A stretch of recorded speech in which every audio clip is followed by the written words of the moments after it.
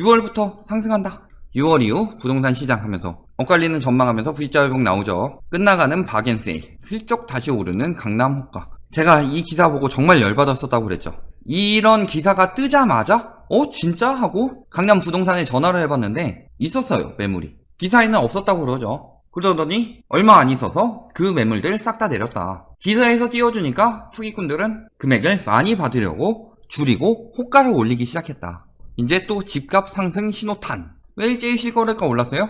일제히 호가 올리고 기사에서 저렇게 얘기해주면은 사실 우리나라 부동산 옆에서 오른다고 한다, 누가 오른다고 해준다, 분양 상담사가 무조건 오르는 지역이래요 해준다, 업자들이 계속 오른다고 해준다, 그런 얘기들을 통해서 부동산 시장에 멋모르고 들어온 사람들이 많았죠. 그러니까 일제히 호가 올려주고 기사에서 일제히 때려주면 어떻게 된다? 당연히 오르는 줄 알고 넘어가게 되죠. 그래서 이런 심리에 넘어갔던 게 언제였어요? 작년 하반기. 미중 무역전쟁 터졌고 유동성은 줄어들고 있었죠. 그럼에도 불구하고 집값은 올랐다. 그게 거의 마지막 상황이었죠.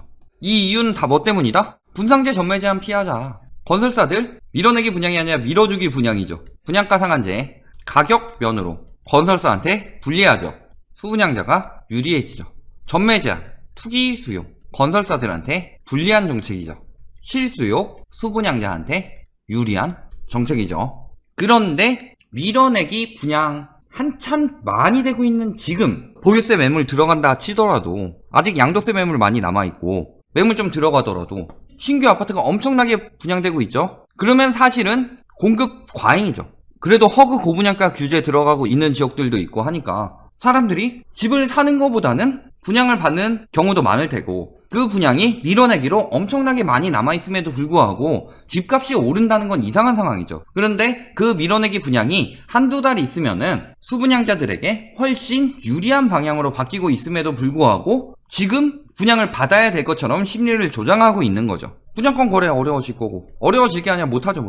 분양가 상한제 이후엔 싸게 분양을 받을 수 있는데 분양가 상한제 전에 자꾸 밀어내기 분양을 하는 거죠. 근데 왜 지금 오른다고 하냐? 지금 분양받으면 나중에 입주할 때쯤 엄청나게 올라있지 않을까, 임금보다 저렴하니까 로또 분양이 되지 않을까, 이런 마음이 되도록 유도하고 있는 거죠.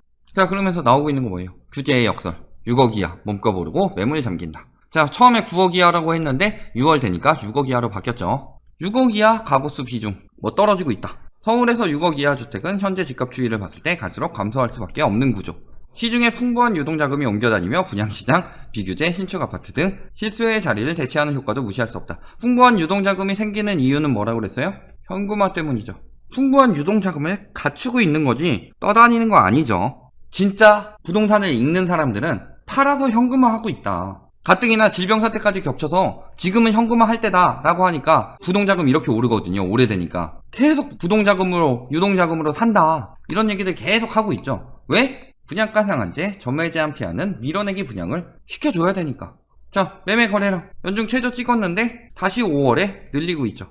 5월에 거래량 늘어난 게 집값 상승할 기조예요. 원래 5월 작년에도 늘어났죠. 급매물이 많죠. 특히 언제부터? 보유세 강화되면서부터. 그러니까 9.13 이후 5월에 팍 뛰었고 지금 12.16 이후에도 5월에 뛰었다. 그런데 생각을 해봅시다. 이때도 사실은 요것 때문에 뜬 건데, 그리고 급매물 이걸 가지고 호도해서 거래량 이렇게 늘렸죠. 이번에도 똑같은 짓을 하려고 한다. 근데 이때 첫 번째 영끌 수요들 중 살 수 있는 사람들은 대부분 샀다, 이런 호도에 넘어가는 사람, 이때 안 산 사람은 이때 사긴 좀 힘들죠. 사실 이때 진짜 너무 타이밍 놓쳤다, 떨어질 때 기다려야지 했다가 조금 떨어져서 드디어 나에게 마지막 기회가 왔구나, 이런 몇몇 사람들 제외하고는 이때에 비하면 확실히 수요 줄었죠. 두 번째, 부자들 뭐 한다? 현금 확보하고 있다. 현금 부자들이 줍줍하고 있는 게 아니라 현금 부자들이 되어가고 있죠. 그래서 작년에도 부자들 부동산 비중 감소했고 올해도 집펀드 팔아서 현금으로 바꾸고 있다. 단기 부동자금이 늘어나는데 집값이 오르고 있다는 건 뭐예요? 파는 사람은 현금화하고 있고 사는 사람은 빚을 내고 있다. 가계부채도 같이 증가하고 있으니까. 자, 그런데 뭐라고 그랬어요? 6월 말에 바젤3 들어가죠. 기업 위험 가중치는 하향하고, 상업용도 조금 어떻게 보면 하향될 수도 있고 상향될 수도 있죠. 주거용도 마찬가지긴 한데 35에서 20에서 105%로 간다는 것은 일반적으로 상향되는 주택들은 많다는 거죠. 아마도 고가이면 고가일수록 위험 부담을 늘리겠죠.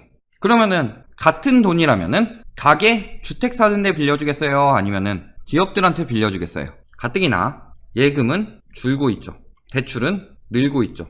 그러면 자기자본, 예대율 이런 것들이 안 좋은 방향으로 가고 있다는 거죠. 근데 바젤3 조기 시행하고 2023년에는 완벽히 시행이 되는데 일단 최대한 예금을 확보하고 대출을 줄여야 되는 상황에서 부동산에 집 사서 투기하는 쪽에는 대출을 계속 규제하려고 하고 있고 바젤3도 그 부분에 대해서는 시행이 되는 거죠. 반대로 이번에 질병 사태를 극복하기 위해서 기업이나 혹은 상업용 같은 경우도 지금 상가 위험한데 일단은 대출 많이 내줘서 건물주가 버티면은 세입자도 버티긴 좀 유리하니까 그렇게 해주겠다 이거 아니에요. 그런데 지금 집값이 오른다고 계속 하고 있는 거죠. 그 다음에 고위험 상품 판매 제동 걸고 있다. 은행의 시스템 안정성 제고를 위하여 은행의 자체 감사를 강화할 계획이다. 가계 신용 증가주의죠. 지금 부동산은 안전자산이에요, 위험자산이에요? 경제 위기 때는 항상 위험자산이었고 그 전에도 사실은 환금성이 좋지 않아서 위험자산이죠. 왜 제가 부동산 얘기를 하냐? 신용대출인데 신용 받아가지고 영끌하는 사람들 많잖아요. 혹은 대출 받아가지고 주식 사는 사람들. 그러니까 대출을 가계에서 회생을 위해서 받는 게 아니라 투기하려고 하고 있다. 근데 실물경제 죽어가고 있죠. 제가 여기서 돈 빌려서 부동산하고 주식 사려고 하는데요. 그런 상황이면 돈을 빌려주겠냐고요. 고위험 상품인데. 담보대출에다가 플러스로 신용대출을 받는 경우가 많은데 물론 가계신용은 담보대출도 들어가 있긴 하죠. 그러니까 추가로 불안할 때 현금. 은행 자체도 보유 부동산을 매각에 착수하고 있으니까. 은행들도 팔고 있는데 집 사는 데다 돈을 빌려주겠냐고요. 앞으로도 점점 더 늘어나겠죠. 불안할 때 현금이다. 1700억 원 어치만 갖고 있을 것 같아요. 그 전에 초이노믹스 때 이때 받은 사람들은 괜찮겠죠. 집값이 많이 올랐으니까. 마지막에 영끌한 사람들 파산 늘어나고 경매 늘어나게 되면 상가든 오피스텔이든 이런 수익형 부동산이나 아파트, 빌라, 단독주택, 다가구 이런 주거용 부동산이나 경제 위기 때는 파산이 늘어나고 은행한테 그 부동산이 많이 들어올 수밖에 없어요. 그러면은 경매를 하든가 해서 현금화를 하는데 실질적으로 100% 은행이 돈을 다 받는다는 보장 없죠. 경매 나갔을 때 빌려준 돈보다 비싸게 팔아도 나는 내 돈만 받는 거고 빌려준 돈보다 싸게 팔리면은 다 못 받는 건데. 추가 규제 양도세 중과 면제 6월 30일까지 종료입니다. 매물 줄어들 것이다 이런 얘기들 하고 있는데 보면은 법인 주택거래 특별조사 5월부터 합동 들어가고 있죠. 민간택지 분양가 상한제 적용 유예 7월부터 분상제 들어가죠. 임대사업자 7월부터 고강도로 점검 들어가죠. 비규제 지역 분양권 전매 제한 8월부터 들어가죠. 5년 의무 거주 요거 추진하고 있죠. 그 외에 뭐가 있어요? 신고제, 청구권, 전월세 상한제. 자, 이게 문제가 되는 게 뭐냐면은 지금 임대사업자들 때문에 다주택 매물 안 나온다 하는데 다주택자들 중에서 대부분이 임대사업자 신청 안 했다. 왜? 다주택자들 중에 대부분은 갭투기죠. 시세차익을 노리는 거죠. 그렇다면은 임대사업자는 예전에는 5년, 지금은 4년에서 8년 동안 팔지 못하는데 임대사업자를 하겠냐고요. 빨리 팔아야지. 600만이 넘는 다주택자 중에서 500만이 넘는 다주택자들이 임대차 신고를 안 하고 있다. 그러니까 신고제 들어가기 시작하면은 다 드러나죠.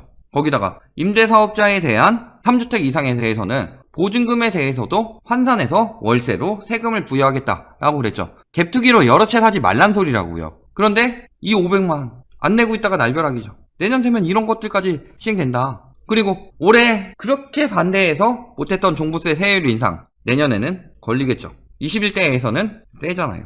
그 다음에 거래 신고법 계속 발의되고 있다. 그 다음에 그 신탁부동산 여기 세법 개정안도 7월에 마련할 예정이다. 제 생각엔 여기에 법인도 들어갈 가능성이 높아요. 어차피 세법 개정안이기 때문에 신탁만 딱 노려서 잡는 게 아니라 세법을 개정하면서 법인도 잡을 수 있게 들어갈 가능성이 높다. 왜냐면 지금 우리나라 다주택 매물 중에서 일단 파악하기 위해서 많이 유도했던 임대사업자나 그 이전에 많은 혜택을 줬던 법인이나 신탁 등으로 많이 빠져나갔기 때문이죠. 이 다주택자들이 가지고 있는 주택들을 이렇게 세법 개정안을 통해서 막고 임대사업자에 대해서도 점점 더 강하게 들어가게 되면은 매물이 늘어날 수밖에 없는 상황이잖아요. 안정은 작년에도 그랬죠. 정부 의지 문제다. 부동산 정책 시즌3 예고했다. 시장 안정은 정부 최우선순위다. 지금도 남아있는 부동산 정책은 이번 총선 이후에는 불안감이 사라진 게 아니라 불안감이 심해졌죠. 규제가 더욱 강하게 만들 수 있는 많은 조건들을 만족하고 있다. 가짜의 시대. 무엇을 믿어야 하나? 우리나라는 가짜뉴스가 예전부터 판을 쳤었죠. 이거 주초위왕이죠, 주초위왕. 조광조가 왕이 될 거라고 가짜뉴스 돌았던 거잖아요. 지금 가짜뉴스가 언급된 기사의 수 갑자기 이번 정부 와서 엄청나게 늘었죠. 정부 규제가 강화되고 있으니까. 우리나라 언론 신뢰도 4년 연속 최하위죠. 왜 이렇게 많이 하고 있어요? 자기네들에게 돈 대주는 사람들이 피해보게 생겼으니까. 대체적으로 건설사. 지금처럼 무분별한 정보가 나오고 있다. 실업자 늘어나고 폐업하는 자영업 늘어나고 있고 기업들도 흔들리고 있죠. 누가 봐도 경제 위기이기 때문에 안정적인 부동산으로 자금이 몰리면서 집값은 폭등할 것이다. 실물 경제는 위기더라도 집값은 폭등한다. 집값은 오른다. 이런 경우 있어요? 없죠. 별로. 밀어내기 분양을 앞두고 플러스 경제가 회복된 것처럼 보이는 지금 가장 호도가 심할 때다. 그러니까 제가 6월 아니면 7월까지도 얘기한 거는 밀어내기 분양이 7월까지 있으니까 서울은 지방 같으면 8월까지 있겠죠. 그때까지 경제가 다시 무너지지 않는 이상은 많은 호도가 나오겠죠. 하지만 경제 위기가 되든 혹은 위기가 끝나고 나도 이미 높은 가계부채는 모든 걸 앗아갈 수밖에 없는 상황이다. 특히 이 가계부채의 원흉이 되었던 부동산은 다른 어느 자산보다도 가장 크게 떨어질 가능성이 높은 자산이다 라는 점 꼭 잊지 마시고 6월에 속지 마시고 7월에 속지 마시고 8월에 속지 마세요. 연말까지 보세요. 어떻게 되나? 말도 안 되는 상황이다.